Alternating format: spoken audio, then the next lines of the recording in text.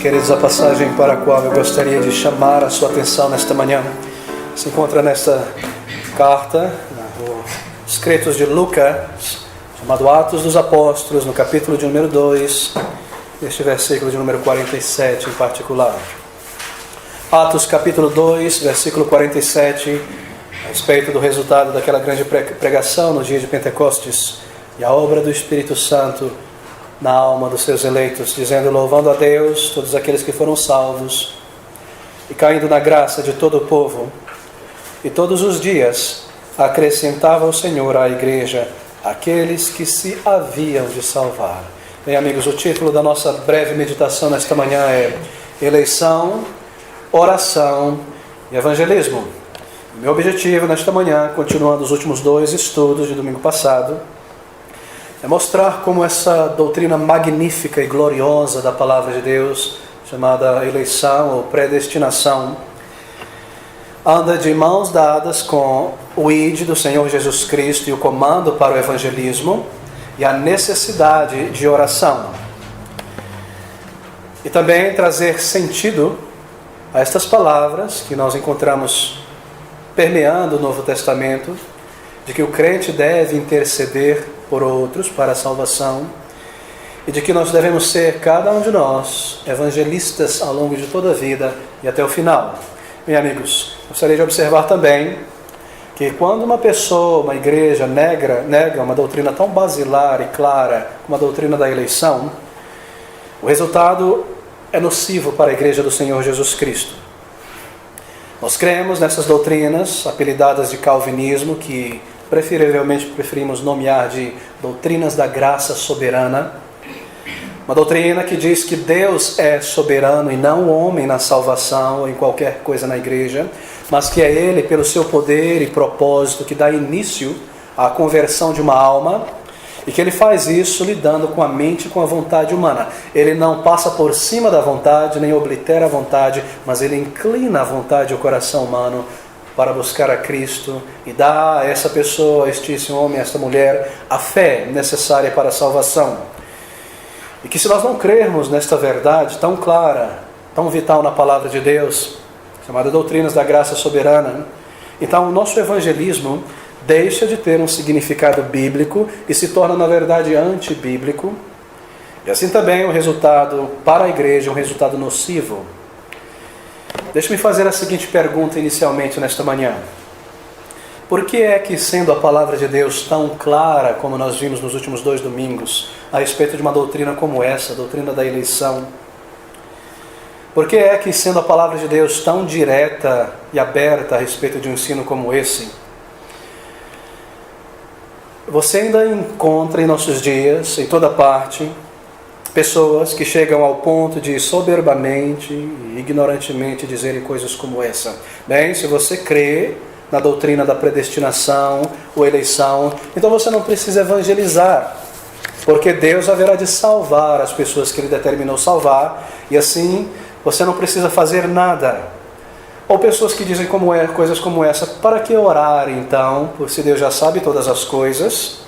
Nós não precisamos orar, Ele haverá de cumprir o seu propósito sem que ninguém interceda, sem que ninguém clame a Ele. E o que está por trás de declarações como essa é aquilo que nós vimos domingo passado, que um pouquinho de conhecimento sobre um assunto sério é muito perigoso.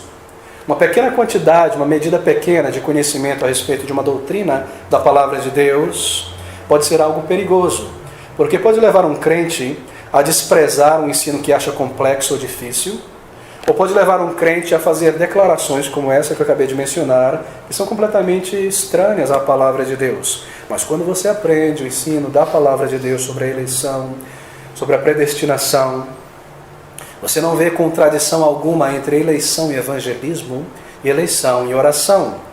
Não seria possível conceber o evangelismo de pessoas, ou o ide por todo mundo do Senhor Jesus Cristo, ou mesmo a oração intercessória pela salvação de um amigo, de um parente, a menos que haja essa doutrina chamada doutrina da eleição. Eleição e evangelismo andam de mãos dadas, assim como eleição e oração andam de mãos dadas. É porque há uma eleição É porque Deus decretou e determinou que um imenso número de pessoas haveriam de ser salvas e chamadas no tempo e no espaço, que há então um ide por todo mundo para pregar seu evangelho, para que pela fé no evangelho tais eleitos sejam salvos, sejam chamados.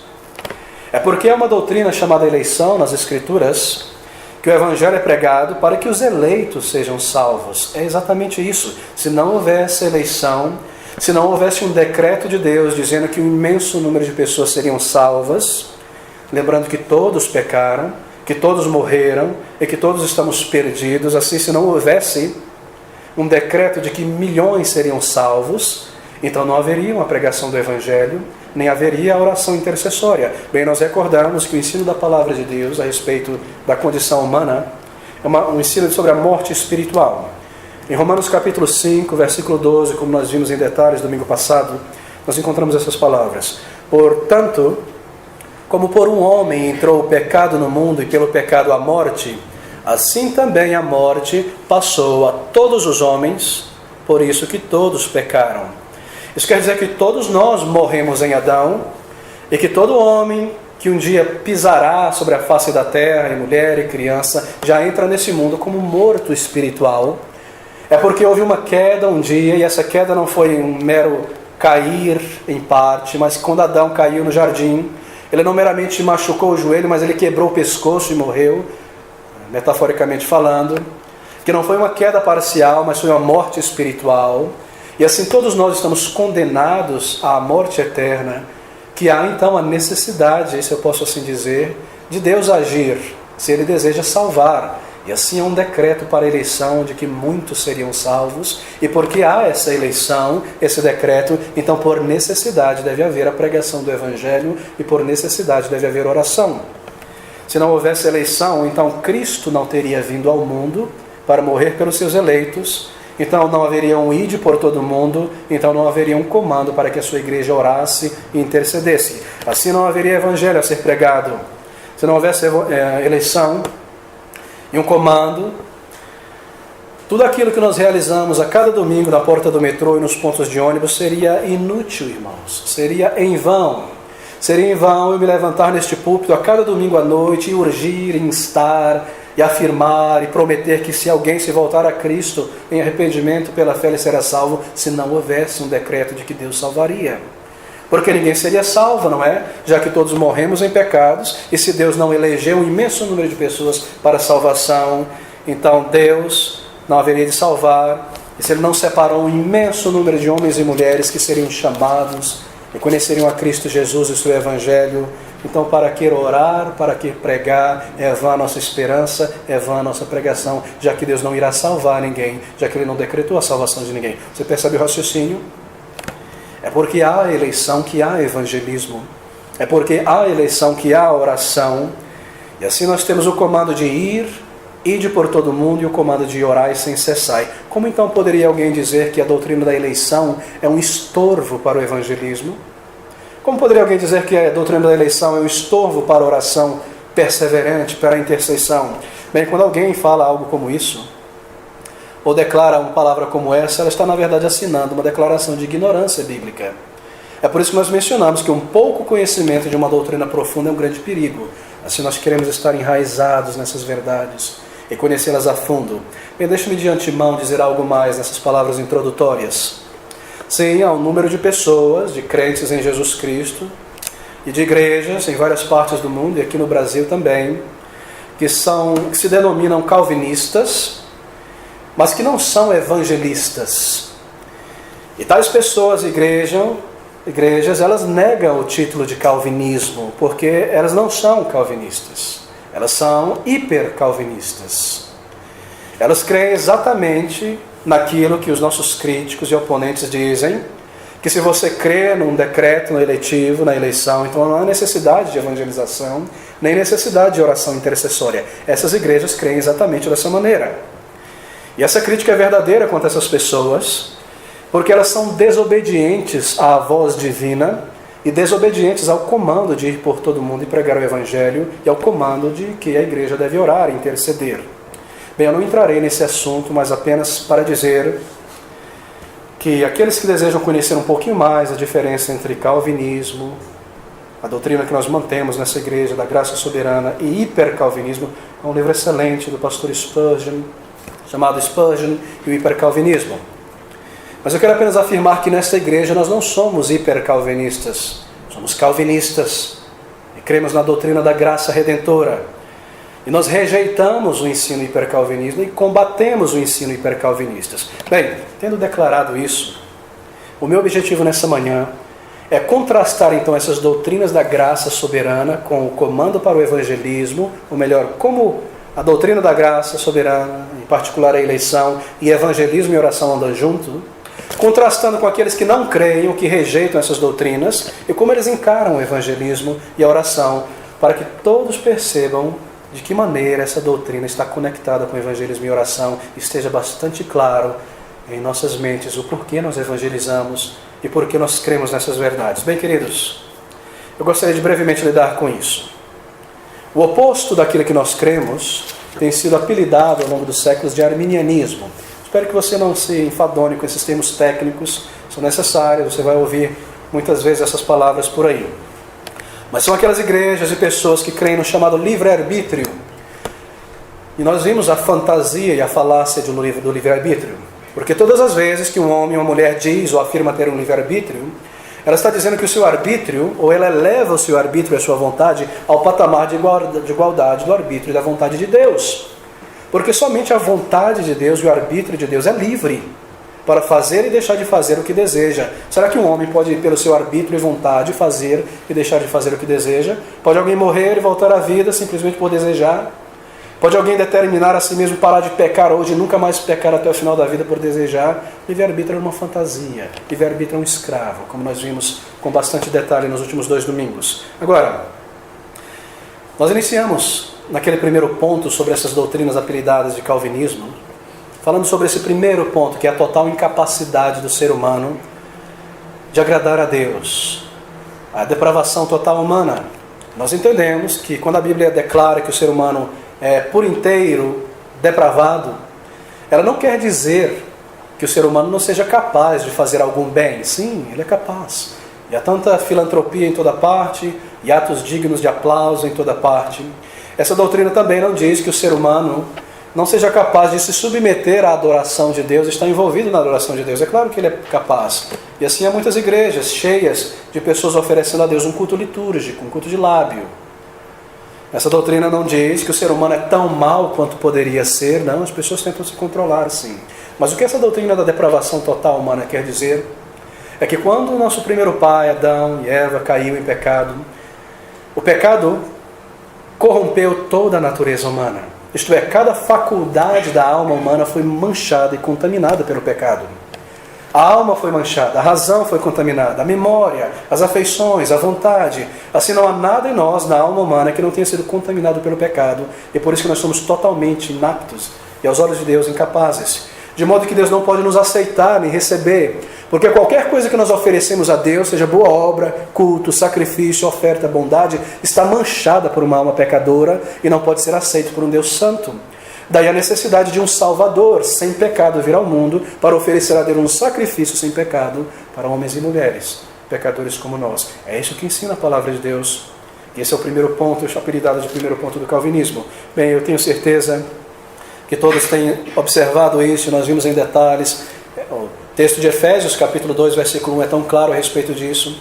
Efésios 2:1, e vos vivificou, estando vós mortos em ofensas e pecados. Essa é a condição humana, espiritual. Em nosso espírito, diante de Deus, nós estamos mortos. Mas, pastor, as pessoas estão perambulando por aí, construindo, casando, comprando, vendendo, produzindo poesia, ciência, arte. Sim, a alma humana não foi destruída na queda, mas aquela parte da alma humana chamada espírito, que permite um homem ou uma mulher se comunicar com seu Deus e adorá-lo e servi-lo, morreu ali, assim está inativa. É por isso que o homem não adora a Deus, não busca. É isso que Paulo está dizendo aqui, que antes da conversão nós estávamos mortos, mas que Ele nos vivificou, estando nós mortos em delitos e pecados. Isso não é poesia, queridos. Isso é uma verdade espiritual. Pense sobre um morto. Pense sobre um defunto, um cadáver. Está aqui morto no chão, você conversa com ele, levanta rapaz, toma um banho, vai trabalhar, vai cuidar da vida. Ele não vai te ouvir, ele não vai te responder, ele está morto. Essa era a nossa condição quanto ao Evangelho. O Evangelho entrava por aqui e saía por um outro ouvido. Nós estávamos mortos, cegos quanto à verdade, surdos quanto à palavra de Deus. Nós éramos como Lázaro dentro do túmulo, morto, podres em pecados, nenhum lampejo de vida. Deus precisa chamar o morto para a vida, e assim Deus chama os seus eleitos da morte espiritual para a vida. Essa é a realidade, esse é o ensino da palavra de Deus sobre a condição humana em pecado, mortos aos olhos de Deus. E se estamos mortos, então o morto não pode ressuscitar a si mesmo. É Deus quem dá vida ao morto. Romanos 5, versículo 12, essas palavras novamente.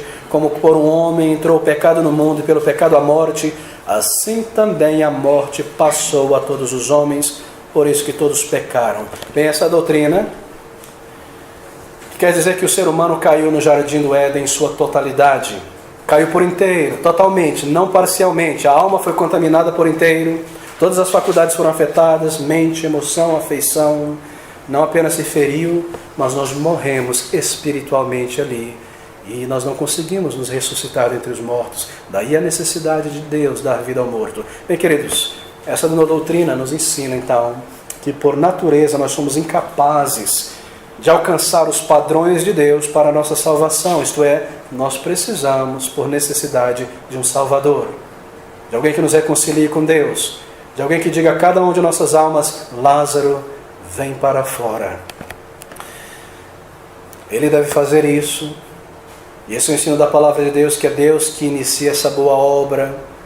É Deus que desperta a mente de uma pessoa e faz ver a sua necessidade, o seu pecado, e o leva a Cristo Jesus em arrependimento e fé. É Ele que lida com a vontade, então inclina a vontade. Mas um crente pode dizer então: peraí, pastor, fui eu que aceitei a Cristo um dia? Fui eu que o busquei? Fui eu que me arrependi? Fui eu que me voltei a Ele? Claro que foi. Mas foi Deus que iniciou isso.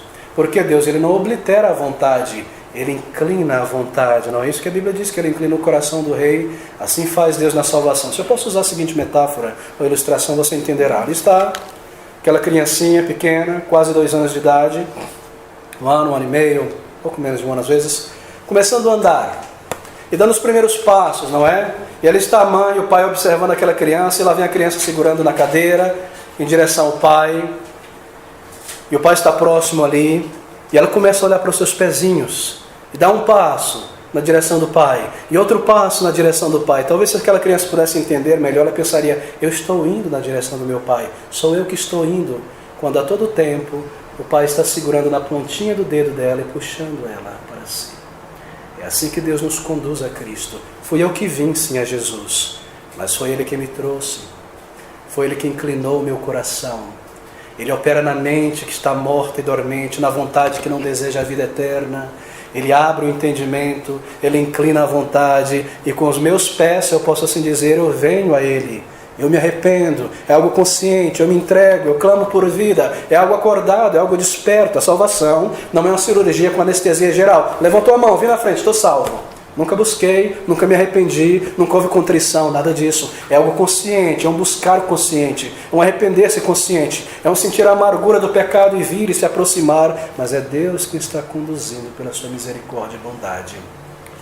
Assim, amigos, essa doutrina que diz que nós estamos mortos em delitos e pecados também nos ensina que é Deus quem reaviva o morto e nos conduz a Cristo Jesus. Bem, de que maneira então essa doutrina afeta o nosso evangelismo?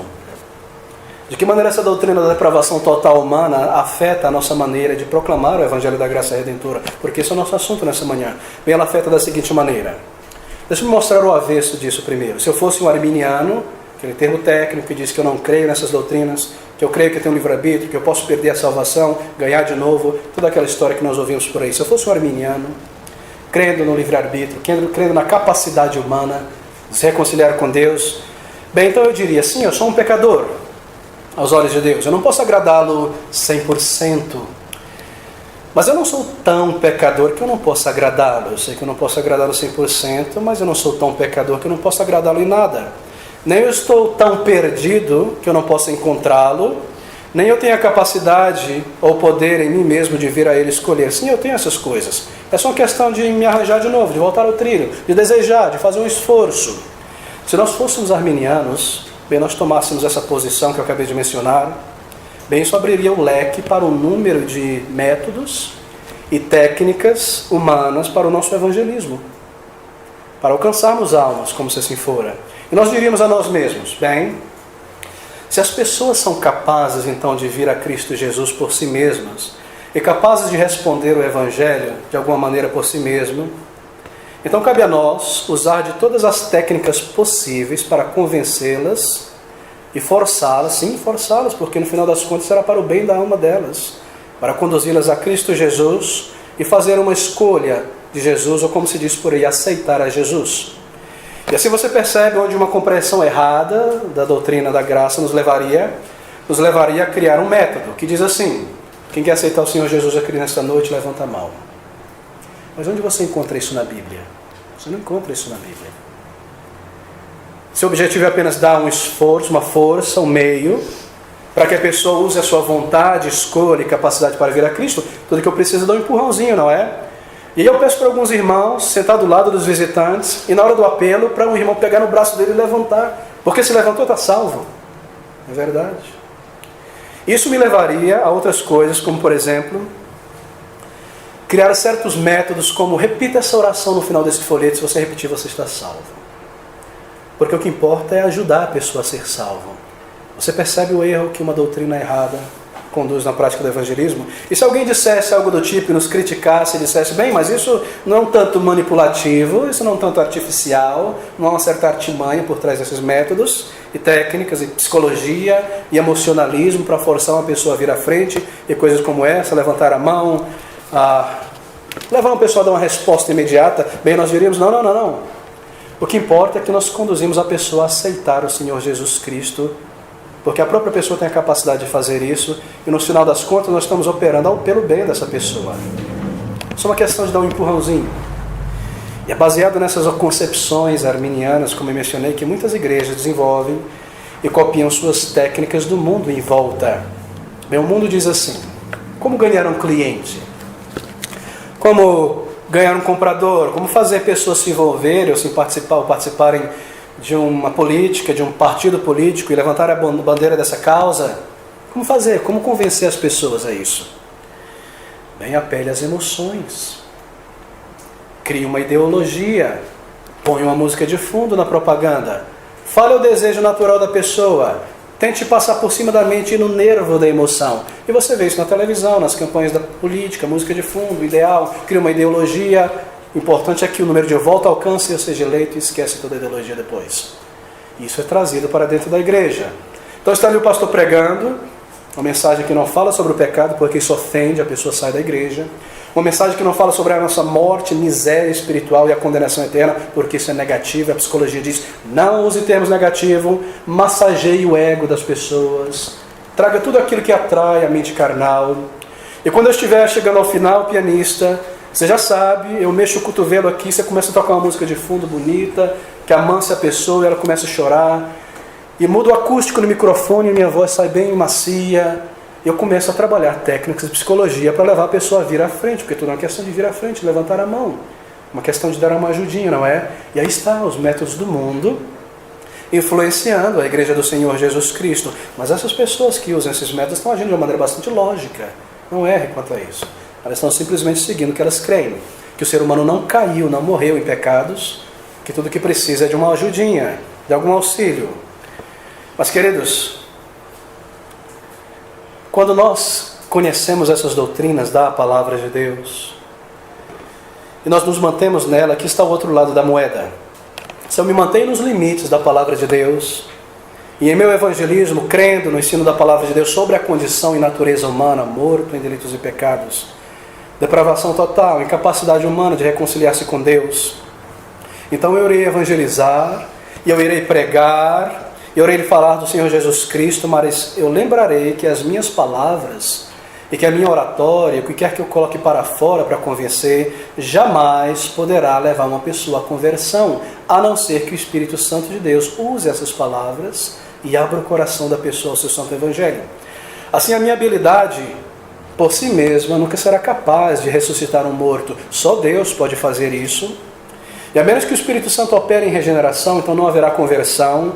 E o que acontece então é que eu me coloco em dependência de Deus e do seu Santo Espírito para o evangelismo, porque eu entendo que um morto não pode ser ressuscitado por minhas palavras. Isso me leva à oração, isso me leva à intercessão, isso me leva a clamar a Deus por salvação. É por isso que nós não ousamos nesta igreja fazer qualquer coisa sem clamar a Deus primeiro. E nos reunir nas quartas-feiras e pedir a sua bênção sobre o trabalho de evangelismo, sobre a pregação da palavra, por salvação em nosso meio, porque nós não conseguimos ressuscitar os mortos. E assim nós dependemos do método de Deus. Isso me conduz à seguinte postura no trabalho de evangelismo.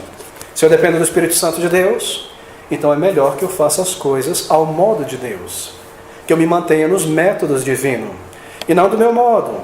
É melhor que eu creia e mantenha o método que o Espírito Santo de Deus deseja usar e não crie os meus métodos e técnicas, porque assim eu estarei disponível a Deus como instrumento em suas mãos. E o método de Deus é esse: proclamação do Evangelho em dependência dele e mais nada. Ir atrás, reunir as crianças, bater de porta a porta, fazendo o quê? Proclamando o seu Evangelho, crendo que ele chamará os seus eleitos, crendo que ele ressuscitará os mortos, crendo que ele usará o seu povo. Quando nós nos mantemos no método de Deus, isso é agradável a ele, e assim ele usa o seu povo para levar o Evangelho aos seus eleitos e almas serão salvas.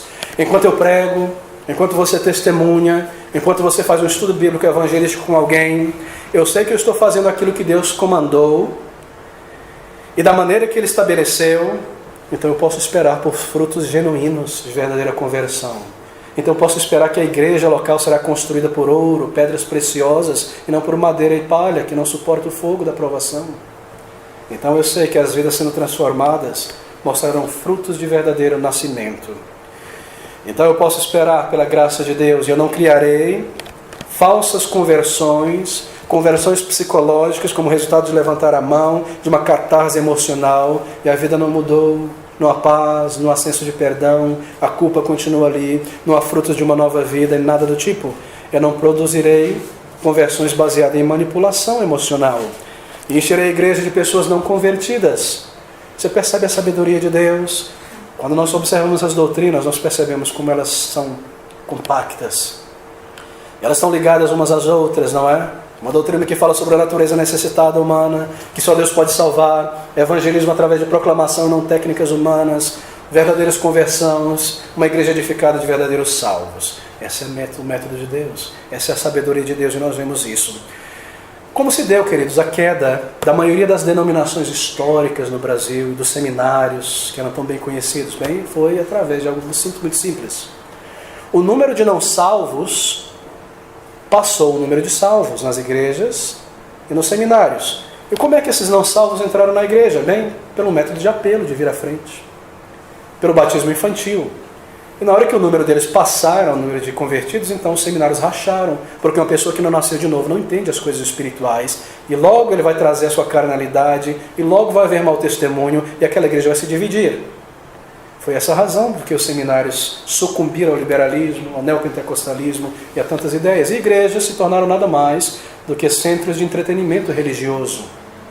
Quando o número de não salvos passa o número de salvos. Por quê? Porque nós começamos a usar métodos da inteligência humana e colocamos de lado a sabedoria de Deus para manter a sua igreja em pé. Mas se você mantém uma perspectiva da salvação que é bíblica, de acordo com as doutrinas da graça soberana, e percebe a independência do Espírito Santo, então você se mantém nos limites da palavra de Deus, e Ele estará edificando a sua igreja. Será que não é um sinal de grande falta de fé que pastores e líderes têm que se apoiar em métodos humanos e técnicas humanas para alcançar pessoas, quando Deus declara que Ele haverá de enviar os seus a Cristo e salvá-los simplesmente pela pregação do Evangelho? É um sinal de grande falta de fé na palavra de Deus. Mas nós estamos no século 21, pastor. Você nunca ouviu falar sobre Facebook, WhatsApp, YouTube? Nós temos que adaptar os nossos métodos. E hoje há pessoas que se acham mais sábias do que Deus. Imagina que Deus não previria um século 21. E aqui estamos nós mudando a palavra de Deus. Queridos, nós usamos maneiras diferentes para propagar a mensagem, mas nunca alteramos o método nem a mensagem. A mensagem é o Evangelho e o método é proclamacional. O método é direto, é alma com alma, coração com coração, o Evangelho direto. Não através de um fantoche, indiretamente, não através de uma expressão musical, nada do tipo. Palavras, uma mensagem racional, dirigida à alma humana. Bem, querido, se você não tem uma perspectiva bíblica quanto a isso, então essa é a maneira que essa perspectiva influencia a nossa maneira de evangelizar e orar. Ela nos leva a este mundo. Mas quando a igreja toma uma postura como essa, arminiana, livre-arbítrio, métodos humanos, então todo tipo de coisas estranhas e nocivas começam a entrar dentro da igreja e criar supostas conversões. E as pessoas usam iscas, não é? Para atrair outras pessoas, porque por uma questão de auxiliar iscas, você precisa de cura, venha a Jesus. Você precisa de uma melhor vida, venha a Jesus, de prosperidade, Deus te terá isso, busque a salvação e você terá o que você quer. Mas não é exatamente o oposto à mensagem do Evangelho. Você precisa de reconciliação com Deus. Venha por essa razão. Você precisa de perdão antes que seja tarde. Venha por essa razão. Busque a Jesus para a salvação, se aproxime dele. Ele está pronto a curar o coração quebrantado. Volte-se a ele enquanto há tempo. Outras pessoas usam o método favorito de nossa geração, que é o método do entretenimento. Então a adoração se torna contemporânea.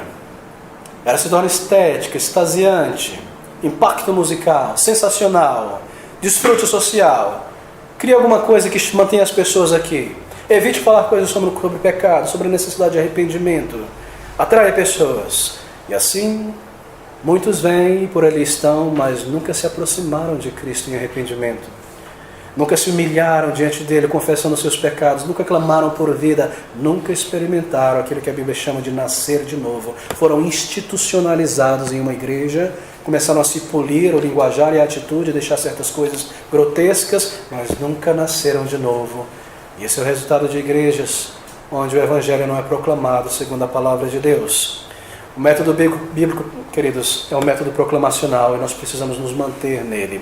Bem, nós dirigimos o ensino da palavra de Deus à mente, para que pessoas entendam sua alienação de Deus, os critérios para a salvação, arrependimento, fé, e assim se aproximem de Deus enquanto há tempo. Segundo esses critérios, experimentem o poder de Deus em sua vida. Nós dirigimos sim as afeições, não deixamos a emoção e a afeição de lado, mas nunca dirigimos diretamente as afeições, mas sim sempre a mente.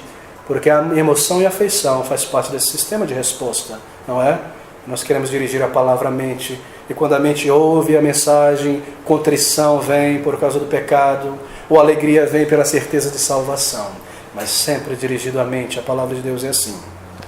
Bem, esse é o ensino bíblico da palavra de Deus, isto é, sobre a incapacidade humana de trazer-se de volta a Deus. Mas o segundo ponto, daqueles pontos gloriosos da doutrina da graça soberana, chamado calvinismo, é esse ponto que diz que a eleição é incondicional.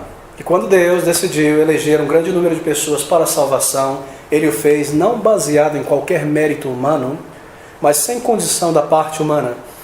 E nós vemos isso em Romanos 8, 29, como vários outros versículos que já consideramos, palavras bastante claras. Romanos 8, 29, porque os que dantes conheceu, também os predestinou para serem conformes à imagem de seu Filho, a fim de que ele, isto é, Jesus, seja o primogênito entre muitos irmãos. Efésios 2, 8 e 9.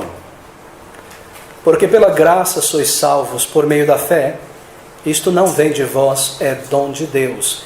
Não vem das obras para que ninguém se glorie. Nós não fomos salvos porque Deus na eternidade viu que certas pessoas haveriam de crer em Jesus e assim Ele os predestinou, mas o contrário. Ele predestinou para que pessoas crescem em Jesus Cristo. É isso que Paulo está dizendo. Pela graça sois salvos sem mérito por meio da fé. E isto que é a fé, não vem de nós. É um dom de Deus. Ele dá a fé para que creiamos. E não que Ele viu que nós creríamos, e assim nos decidiu predestinar ou dar a fé, exatamente o contrário. Essa é a palavra de Deus, o ensino da palavra de Deus. Agora nós perguntamos, de que maneira esse ensino, brevemente explicado agora, afeta o nosso evangelismo? Bem, ele afeta da seguinte maneira. Eleição incondicional afeta o nosso evangelismo.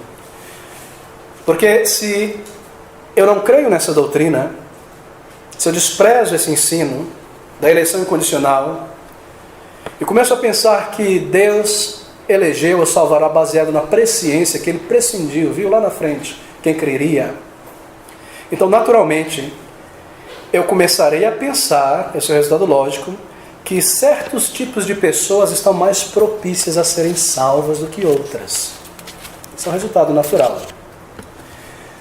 Se eu imagino que foi porque Deus previu, lá na eternidade passada, viu lá na frente, no tempo e no espaço, aquelas pessoas que o buscariam e se aproximariam do seu filho, e determinou que elas seriam eleitas, então naturalmente eu começo a pensar agora que certas pessoas são mais propensas à salvação do que outras. Eu vi um pastor uma vez dizer e mencionar que o foco de evangelismo nele deveria ser as pessoas entre 20 e 40 anos de idade somente. E eu perguntei por quê. Ele falou porque, segundo a minha pesquisa, é nessa faixa etária que a maioria das pessoas são salvas. Então, qual é o método para alcançar essa faixa etária 20 a 40? Entretenimento, apelo ao senso, sociabilidade, etc. Deve usar bandas, show, palestrantes de todo tipo. Você percebe a ingenuidade, a sabedoria humana? Outros pensam que pessoas de certas classes sociais respondem melhor ao Evangelho do que certas outras. Mas quando nós abandonamos essas ideias não bíblicas e cremos que todos estão mortos e que Deus irá chamar, como Ele determinou, pessoas de todos os grupos sociais, idades, épocas, grupos étnicos, então nós sabemos que não há nada no ser humano que o torna mais propenso ou menos propenso à salvação. O morto não está mais ou menos propenso a levantar. E dirigimos o nosso alcance evangelístico a todos os grupos, a todas as idades, a todas as faixas etárias, a todas as classes sociais, porque Deus tem os seus eleitos entre todos os grupos. Sim, nós sabemos que há certos terrenos que parecem ser mais resistentes, talvez por uma lavagem cerebral sofrida na televisão, ou do ateísmo, ou do mundanismo, mas nós somos comandados a seguir em frente em terrenos pedregosos, em terrenos espinhosos, em todo tipo de terreno, proclamando o Evangelho, porque Cristo haverá de chamar os seus ali. E assim nós lançamos mão do Evangelho, proclamando ele às crianças e reunindo elas. Ah, mas criança não entende o Evangelho? Claro que entende. É o Espírito de Deus que capacita ela a entender. Mas uma criança, sim, possui uma alma eterna, que se morrer na infância, está tão perdida e condenada ao inferno quanto um ancião de 100 anos de idade, porque nós não cremos no purgatório e é uma alma eterna. Então nós lançamos o Evangelho às crianças, e aos idosos, e aos jovens, e aos penitenciários, e aos soldados, e aos enfermeiros, e aos ricos, e aos pobres, e a todo tipo de pessoa. Porque Deus tem os seus eleitos em toda parte. É assim que essa doutrina afeta o nosso trabalho de evangelismo. Ela nos leva a pregar em toda parte e não criar supostos métodos baseados na psicologia humana de quem aceitaria, quem não aceitaria, quem gostaria, quem não gostaria. Não. Você lança a rede e Deus chama os seus eleitos a ela. Deixa-me lidar com o terceiro ponto brevemente. Um terceiro aspecto da doutrina da graça soberana. A chamada redenção particular ou expiação limitada, que é o terceiro ponto do calvinismo, como nós vimos, que diz que Cristo Jesus, ao vir a este mundo, ao ir àquela cruz, ali ele foi para pagar pelos seus eleitos somente. Ele veio morrer por aqueles que ele, na eternidade passada, determinou seriam salvos. E assim a sua obra foi magnífica e perfeita e não foi frustrada. E cada um daqueles por quem ele morreu será chamado e nenhuma gota do sangue de Jesus Cristo será desperdiçada. O contrário deste ensino arminiano é aquele que diz que Cristo morreu em potencial, mas por ninguém em particular. Ele morreu para abrir uma porta e agora ele está sentado em seu trono de braço cruzado esperando que o homem queira ou não queira vir. Assim ele está frustrado, porque ele deseja salvar, mas muitos não querem. Esse é o ensino que dá ao homem a soberania da sua salvação. E assim, o sangue de Cristo, nesse sentido, foi vertido em vão por muitos, que não serão salvos no final das contas. Mas quando nós cremos na doutrina da graça soberana, esse ensino que diz que Cristo desceu do seu trono de graça e favor para derramar a sua vida por aqueles por quem ele já sabia, cujos nomes estavam em sua mente naquela cruz, então nós sabemos que a sua morte foi gloriosa e a sua obra perfeita, e nenhuma gota do seu sangue foi derramado em vão. E de que maneira nós aprendemos isso? Bem, onde nós aprendemos isso? Mais uma vez, alguns textos, Efésios capítulo 5, e o versículo de número 25. Ouça essas palavras. Vós, maridos, amai vossas mulheres, veja a analogia agora, como também Cristo amou a igreja, e a si mesmo se entregou por ela. Cristo amou os seus eleitos na eternidade passada, a igreja, e se entregou por ela. Essa é a analogia, foi por ela que ele veio. Como o marido ama a sua esposa e vive para ela e não para outra, assim Cristo veio para a sua igreja, pelos seus eleitos. João 6,37, todo o que o Pai me dá virá a mim, e o que vem a mim de maneira nenhuma o lançarei fora. Todo o que o Pai dá ao Filho irá a ele. Ó, queridos, nenhuma gota do sangue de Cristo foi derramada em vão, mas cumpriu o propósito para o qual Cristo foi enviado a este mundo. Bem, como isso afeta o nosso evangelismo, então? E a maneira que nós oferecemos o Evangelho? Bem, essa doutrina diz que há verdadeiro poder no sangue de Jesus. Somente um calvinista pode cantar este hino, há poder no sangue de Jesus. E falar essas palavras tão envelopadas em pentecostalismo. Só um calvinista pode dizer, há poder no sangue de Jesus. Porque ele não foi derramado em vão, porque nenhuma gota foi desperdiçada. Uma pessoa salva será realmente salva e não perderá a sua salvação. Uma pessoa redimida pelo sangue de Cristo, isto é, pelos seus méritos, obviamente, jamais se perderá no final, será preservada e sustentada até o fim. Você pode afirmar com toda certeza que se ele morreu por você e derramou seu sangue por você, e você foi verdadeiramente salvo, então você está verdadeiramente seguro e guardado, e a morte de Cristo se aplica à sua vida. E o seu caso foi por você, por nome que ele veio a este mundo. Pensa sobre isso. Ele te conheceu na eternidade passada. O teu rosto, a cor da tua pele, dos teus olhos, cada átomo, cada célula. E te amou, viveu este mundo e naquela cruz, carregando o teu nome, ele derramou a sua vida por sua igreja. Há poder no sangue de Jesus para salvar. Sim, o sangue de Jesus Cristo, ou seus méritos oferecidos ao Pai, é capaz e poderoso para salvar todo indivíduo e membro da raça humana. Ele é poderoso, sim, mas ele é eficaz apenas para os eleitos, porque foi este o propósito do Pai, que fosse derramado pelos seus. E nós podemos dizer que ele morreu pessoalmente por aqueles por quem ele veio a este mundo. E que você, respondendo ao chamado, esse é o nosso evangelismo, quando você prega e evangeliza e diz, se você responder esse chamado, e em arrependimento se aproximar de Cristo, confiando nele, você poderá estar seguro de que foi por você que ele morreu. Todo que o Pai me dá virá a mim. E aquele que vier a mim, se eu posso mudar essas palavras por um minuto, eu morrerei por ele, por ela na cruz, e será salvo. Assim nós podemos pregar o Evangelho dessa maneira. Bem, nós não dizemos às pessoas coisas que o Evangelho não diz. Nós não oferecemos à pessoa no evangelismo coisas que o Evangelho não oferece. Você não pode dizer a uma pessoa, Cristo morreu por você, amigo. Nós não sabemos. Mas você pode dizer, se você se arrepender e se aproximar dele, experimentar uma obra de conversão, eu posso te garantir que você foi um eleito de Deus. Foi por você que ele morreu. Eu não posso dizer a uma pessoa, Cristo Jesus morreu por você com certeza, porque eu estaria oferecendo algo falso se essa pessoa morrer sem a salvação. Mas eu devo dizer, como a palavra de Deus me diz, arrependei-vos e crede no Evangelho, e se ela se arrepender e crer, estará provado que é um eleito de Deus. Porque se é verdade que Deus elegeu um número imenso de pessoas para a salvação, é verdade também que todo aquele que se aproximar de Cristo em arrependimento para a salvação será salvo. Porque todo que o Pai dá ao Filho virá a Ele. Você percebe como a doutrina da eleição não contradiz a oferta livre e gratuita do Evangelho? Jamais. Isso é ser bíblico. É ensinar que Ele tem predestinado, ensinar e comandar e exortar o pecador que se arrependa para a salvação. Isso é ser bíblico, querido. E essa doutrina da eleição incondicional nos coloca no trilho bíblico para o evangelismo, sabendo que Deus nos usará e chamará os seus. Bem, o quarto aspecto, nós corremos para o final agora. O quarto aspecto dessa doutrina, da graça soberana, é aquele ponto que fala sobre a graça irresistível. E nós recordamos o que isso significa. Graça irresistível é o chamado de Deus que o homem não pode resistir.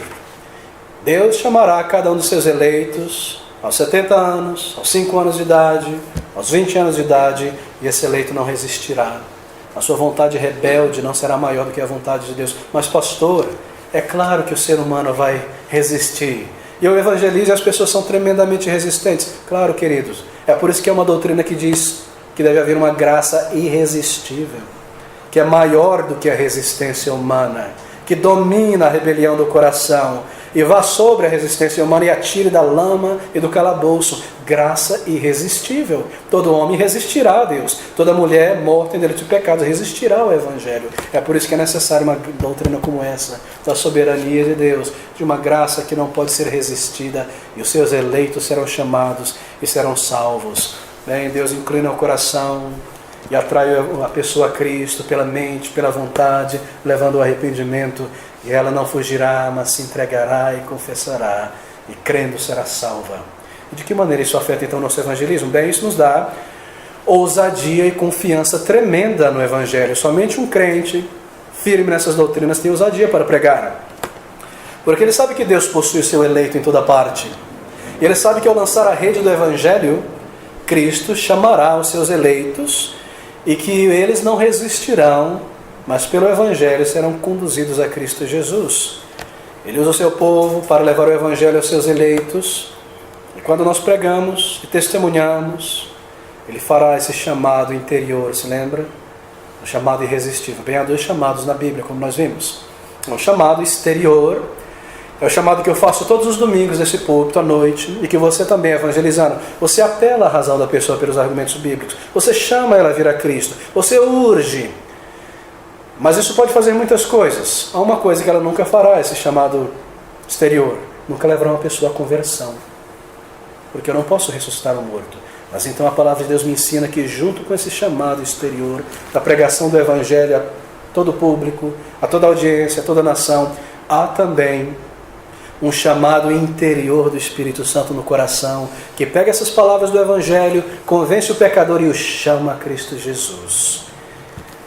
Graça irresistível.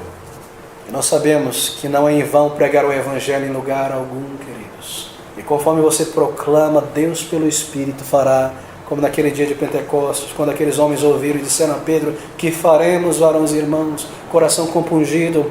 Ou quando Paulo pregando ali naquela cidade de Filipos, e aquela mulher chamada Lídia ouvindo, e de repente Deus abriu o seu coração. Ou como aquele homem blasfemo, maligno na cruz, blasfemando contra Cristo, de repente ouvindo aquele sermão sem palavras de Cristo na cruz e daqueles homens, de repente o Espírito Santo o chama, um dos seus eleitos, e assim nós podemos ter segurança e alegria e certeza que Ele cumprirá o seu propósito, e que o nosso Evangelho nunca é em vão, e nunca será, porque é um Evangelho que leva pessoas à conversão, mas que tem um ministério duplo de advertência também.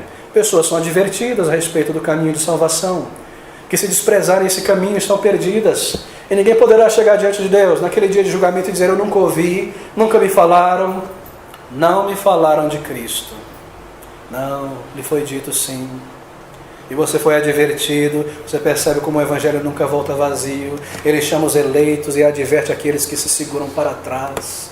Assim, quando você proclama Cristo, e você sai nas ruas, e junto com a igreja nós fazemos isso, o Evangelho jamais volta vazio. Ele é cumprido o propósito de Deus. Pessoas são evangelizadas, pessoas são advertidas. Nunca é em vão quando nós voltamos a essa igreja depois de um período de evangelismo. Cristo foi glorificado, foi nomeado, a semente foi plantada, pessoas foram advertidas em toda parte. É dessa maneira que essa doutrina afeta o nosso evangelismo.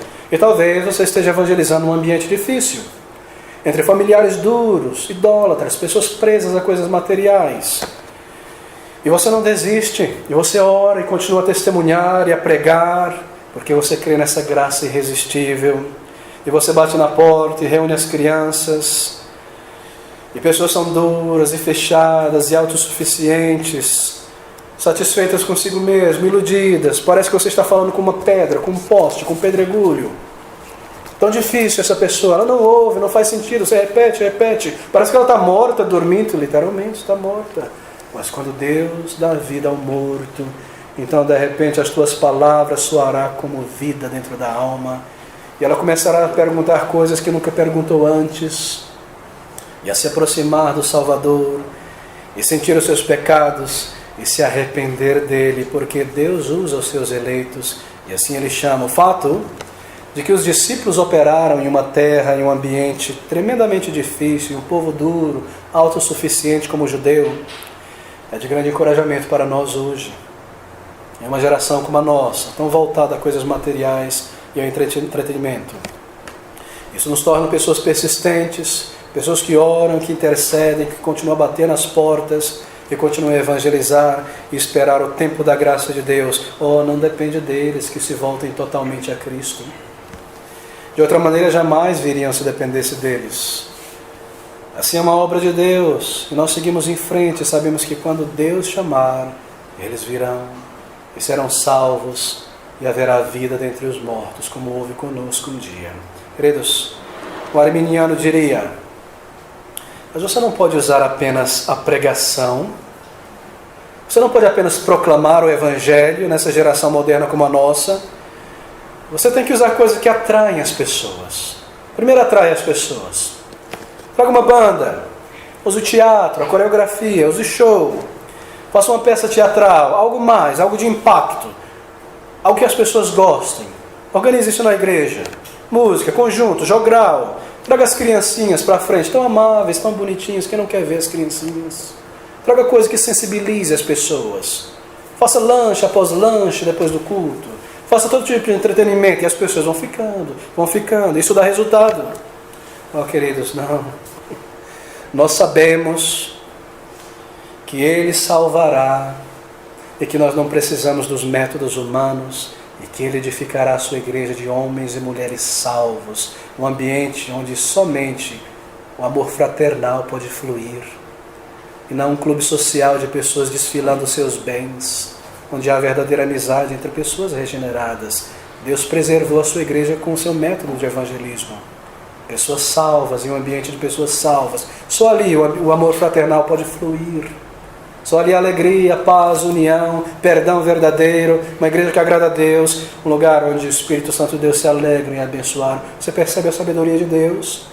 Em cada um desses pontos, eleição, chamado, método, ensino, e há hoje pessoas que se acham mais sábias de Deus, mas são tão nécias, e não dependem dos métodos de Deus, e o resultado é isso. Igrejas que têm uma placa de igreja, mas que são nada mais do que meros clubes sociais. E o pecado não é disciplinado, e há todo tipo de coisa estranha, e a frieza, e o Espírito Santo de Deus não está mais ali autenticando a pregação do Evangelho, e ninguém é salvo. É por isso que você precisa de um método de vir às frente para dizer que houve salvação e batismo, para manter essa instituição funcionando. Mas quando nós permanecemos no método de Deus e na palavra de Deus, então Deus chamará irresistivelmente, e nós veremos verdadeiras conversões, verdadeiras transformações, e assim nós veremos a graça irresistível de Deus, a maneira que Ele determinou. Queridos, deixe-me concluir. O último grande aspecto, então, esse quinto ponto, que fala sobre a perseverança dos salvos, que Deus haverá de preservar os seus eleitos, os fazendo perseverar na santidade até o fim. Essa é uma doutrina que ensina que um salvo jamais perderá a sua salvação. Bem, o outro lado, os oponentes dessa verdade dizem que é possível um crente perder a sua salvação. E eles estão agindo segundo a lógica deles. Porque se eles creem que depende de uma pessoa ser salva, então obviamente dependerá dela também se manter salva. Mas quando nós cremos que isso é um poder de Deus operando, e que é Ele que ressuscita os mortos, então Ele haverá de preservar os seus salvos, fazendo com que eles perseverem. E não haverá um pecado, ou melhor, uma tentação que seja mais poderosa do que ele, e mesmo no meio dela Ele dará uma válvula de escape para que ele saia dela e volte às coisas relacionadas à sua santificação, para que seja preservado até o fim, ainda que seja necessário que esse Pai de misericórdia discipline e lide com o orgulho do ser humano que precisa ser lidado continuamente, mesmo entre crentes. Ele nos traga de volta aos trilhos pela sua graça e pelo seu favor. E nós vemos essa verdade em João capítulo 10, versículo 28, tão clara nas palavras do Senhor Jesus Cristo. João 10, 28. E dou-lhes a vida eterna, e nunca hão de perecer, e ninguém as arrebatará da minha mão. Não poderia ser mais claro essas palavras, não é? Jamais perderão a salvação. Bem, como isso afeta o nosso evangelismo então, queridos? A maneira que nós oferecemos o Evangelho. Bem, quando eu entendo que isso, salvação, a vida cristã é uma jornada para toda a vida, que a salvação é permanente, que nós seremos preservados por Deus, então esse pensamento não me permite ser superficial na proclamação do Evangelho. E não me permite colocar o carro na frente dos bois, como se diz, nem me permite, como um crente, aceitar qualquer declaração de eu creio em Deus, ou eu sou um salvo, ou eu sou um cristão. Não. É necessário ver frutos. É necessário ver santificação. É necessário ver um novo coração. Nós buscamos por frutos de verdadeira conversão, queridos. Nós não estamos buscando por prosélitos para o cristianismo. Já há muitos, milhões deles. Mas verdadeiros salvos. Pessoas que perseveram em santificação. Pessoas que provam por sua vida a continuidade. Que estão na casa de Deus. Porque amam o Senhor. E envolvidos com as coisas do Senhor. Porque é um servo, um escravo de Cristo. E a responsabilidade. Porque a paz, a certeza. Então nós sabemos que houve um eleito. E que houve salvação. E que ele será preservado. E eu não me envolvo nesses métodos arminianos. Que dizem, se somente eu conseguir as pessoas levantarem a mão e vir à frente e repetir essa leitura no final do folheto, então eu posso afirmar que elas foram salvas. Mas nunca houve uma busca, nunca houve contrição, nunca houve confissão de pecados, nunca houve uma busca consciente pela conversão. Oh não, queridos, salvos, não prosélitos, verdadeiros homens e mulheres que experimentaram a graça de Deus em suas vidas. É isso que nós buscamos, conversão.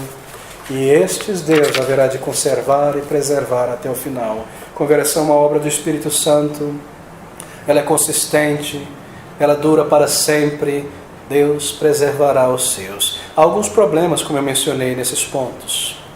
Hipercalvinismo. Por que pregar então o Evangelho? Se Deus haverá de salvar de qualquer forma, querido, porque Deus comanda e de pregar o Evangelho. Se você deseja ser um crente bíblico, você deve obedecer, ainda embora você não entenda essas coisas. Ainda embora sejam mais elevados que nossos pensamentos. Como pode ser que essa doutrina da predestinação se reconcilie com a minha ideia de que o ser humano é responsável pelos seus pecados? Sim, Deus predestinou para a salvação e nós somos responsáveis pelos nossos pecados. E responsáveis por responder ao Evangelho. Esse é o ensino da palavra de Deus. Por que orar? Se Deus haverá de cumprir, Ele já sabe o que vai acontecer, porque Deus comanda orar sem cessar. Aqui está a resposta a esses antagonistas. Como isso acontece então? Que alguém estando morto em delitos e pecados buscará a Deus, porque Deus dá vida ao morto, pela pregação do seu Evangelho. E é por isso que nós pregamos, porque Deus deseja que pessoas conscientemente possam passar por esse processo chamado conversão, sentirem os seus pecados, se humilharem diante de Deus por seus pecados, se aproximarem deles para a salvação, saberem que foram ouvidos, saberem que nasceram de novo, terem certeza do amor de Deus e assim viverem seguros e firmes da graça de Deus em suas vidas. Queridos, Deus está nos treinando para isso. Nós pregamos para publicar o coração de Deus também. Nós pregamos para publicar o amor de Deus, que o coração dele é tão grande. E que aquelas pessoas que rejeitarem o seu Evangelho, esse convite de vida eterna, serão julgadas assim. Nós pregamos para proclamar o amor de Deus, que diz que Ele está chamando homens e mulheres. E nós não sabemos quem são esses eleitos, assim nós estamos proclamando o coração de Deus em toda parte. E Deus nos treina, por meio do Evangelho, pregação dele, para sermos como seu Filho, que veio ao mundo para proclamar este reino e estava em toda parte fazendo. É por isso que nós pregamos o Evangelho. Ainda embora nós sabemos que Ele tem os seus eleitos, porque Ele comandou, porque nós queremos proclamar o coração de Cristo, porque Ele está nos moldando como o Senhor Jesus Cristo. Nós evangelizamos, nós pregamos, nós vamos em toda parte, para que o povo de Deus seja mais como Cristo em toda parte, compaixão pelas almas perdidas, para que o meu povo seja como o meu filho. Esse é o objetivo de Deus através da sua igreja. Bem, eleição e oração. Eu tenho tanto a dizer a respeito disso, mas o nosso tempo já se acabou por hoje. Apenas algo. Quando uma pessoa diz, por que orar, por que interceder pela salvação, se Deus já determinou os seus eleitos, Ele haverá de salvar. Bem, queridos, se você entendeu o porquê evangelizar, embora a eleição, então você não terá dificuldade de entender o porquê orar. E quando alguém diz, não faz sentido orar se você é um calvinista, então essa pessoa está assinando um atestado de ignorância sobre a palavra de Deus. Mas talvez a resposta, talvez não, certamente seja essa. Por que orar então, se Deus determinou todas as coisas? E a resposta da palavra de Deus é essa, que na eternidade passada, Deus determinou salvar um grande número de pessoas. Deus elegeu e determinou que elas alcançariam a salvação pela sua obra, a obra de Deus, e seriam salvas. Deus determinou o fim, que é a salvação, mas Ele determinou também os meios. E dentre esses meios, Deus determinou que o seu povo haveria de orar e clamar a Ele, interceder, e Ele ouviria, e Ele salvaria. É por isso que nós oramos, porque na eternidade passada Ele determinou o fim, e como Ele determinou também o meio, e a oração faz parte deste meio pelo qual Ele haverá de ouvir o clamor do seu povo. Por aqueles que nós evangelizamos, por amigos, parentes, pessoas não salvas, e haveria de ouvir e chamar. Essa é a resposta.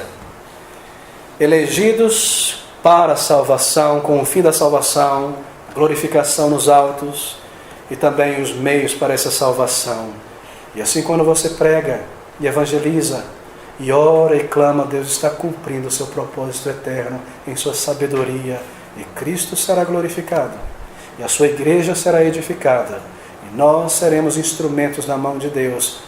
E se nós não nos envolvermos, Cristo continuará sendo edificado, e mesmo as pedras clamarão, e outros haverão de orar, e outros haverão de ir nos pontos de ônibus e no metrô, e nós perderemos as bênçãos da instrumentalidade, e de comer o pão do céu, que é fazer a vontade de Deus, e de experimentar maior certeza e frutos e as demais coisas sendo acrescentadas. Mas quando nós nos envolvemos e temos essa doutrina certa em nossas mentes, com ousadia, dependência do Senhor, sabendo que a palavra não volta vazia, advertência, salvação, então o propósito de Deus é cumprido, e nós somos abençoados e a igreja é edificada. Aqui está, queridos, a doutrina da graça redentora, da soberania de Deus, que Ele elegeu, a maneira como Ele traz os seus eleitos, vimos domingo passado, e a maneira que isso afeta o nosso evangelismo e a nossa oração. Esteja certo a respeito disso. Defenda e proclame essas verdades no meio de uma geração tão distante de Deus. E assim firme, que seja firme nos caminhos antigos, e Deus te honrará,